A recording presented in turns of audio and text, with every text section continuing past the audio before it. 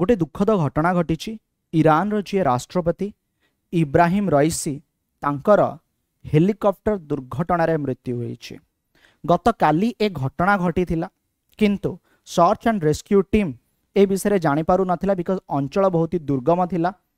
से तार फाइंडिंग्स देखुतिले कि कौन इनफॉरमेशन मिलुछि आ आज कन्फर्म हैला कि से हेलिकॉप्टर से चॉपर क्रैश से हेलिकॉप्टर दुर्घटना रे आउ नाहांती ईरान रो प्रेसिडेंट इब्राहिम रईसी। मु आपन को अति डिटेल रे जणैबी घटना कोठी घटिला केमती घटिला जेमती आपण माने सुनुचंती जेमती आपण माने देखुचंती ईरान रो प्रेसिडेंट इब्राहिम रईसी एंड तांकर फॉरेन मिनिस्टर ए दुई जनकर मृत्यु होईछि हेलिकॉप्टर क्रैश रे। जेहेतु अंचल बहुत ही दुर्गम थिला हेवी फॉग थिला rescue team search operation team information दबारे डेरी कले कहीं ना ठीक भाव से जगह सर्च ऑपरेशन करा जाई पारु नथिला।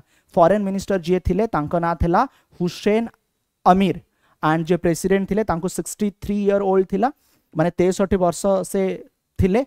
जेतेबेले से अजरबैजान बॉर्डर को जाइथिले गोटे डैम रो उद्घाटन पई रिटर्न करबा समय रे 30 मिनिट परे जोगाजोग विच्छिन्न हो जाइथिला आउ कोनोसी प्रकार रो कांटेक्ट हे पारि नथिला। एही समय रे इन्फॉर्मेशन मिलिला कि एही जो हेलिकॉप्टर अछि एहा हार्ड लैंडिंग करिछि ठीक अछि आउ जेमति कि आज इन्फॉर्मेशन आसी जाइछि से आउ नाहंती। तेबे ए घटनाटा ईरान रो नॉर्थ वेस्ट पार्ट रे हेछि।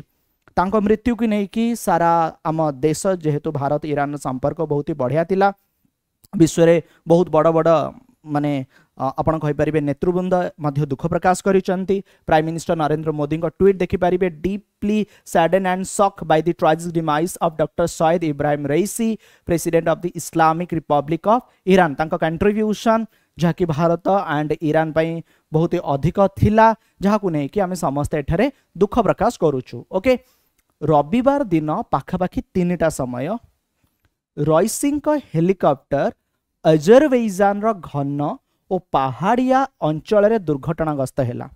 एही हेलिकॉप्टर रे वैदेशिक मंत्री मध्ये थिले। मु आपन को देखौछि मैपटा टिके देखंतु फ्रेंड्स। ये होछि ईरान ईरान रो कैपिटल होछि तेहरान एठी अछि अजरबैजान। एक्चुअली जदि आपण देखिबे ये जो अजरबैजान अछि ए अजरबैजान ये जो बॉर्डर अच्छी यही जगह एक डैम उद्घाटन करबा पई जाइथिले किए इब्राहिम रईसी। उद्घाटन हैला उद्घाटन सारी जेतल से रिटर्न करुथिले 30 मिनिट पर तांका हेलिकॉप्टर सहित कंट्रोल रूम रो जोगाजोग विच्छिन्न हो गला। गोटे नुहे 3टा हेलिकॉप्टर जाउथला किंतु ये जो हेलिकॉप्टर बसी थिले तांको सहित जो फॉरेन मिनिस्टर थिले सेही हेलिकॉप्टर टी ही दुर्घटनाग्रस्त हैला बस सेही हेलिकॉप्टर टी ही क्रैश हो गला सेही हेलिकॉप्टर टी ही नष्ट हो गला। बुझी पारछंती तो ईरान रो राजधानी ठारू पाखापाखि 600 किलोमीटर दूर उत्तर पश्चिम रे एक शहर अछि जो शहर रा ना होछि जोल्फा। जोल्फा ठारे ही हठात हेलिकॉप्टर दुर्घटनाग्रस्त हैला।